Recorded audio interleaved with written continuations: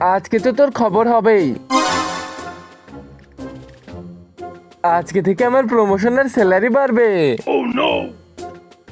জি মালিক, আপনি আমাকে ডেকেছেন? এটাই আপনাদের শেফ? জি জি উনি। তোমার হাত কোথায়? কি চিকেন ফ্রাই বানিয়েছে ও?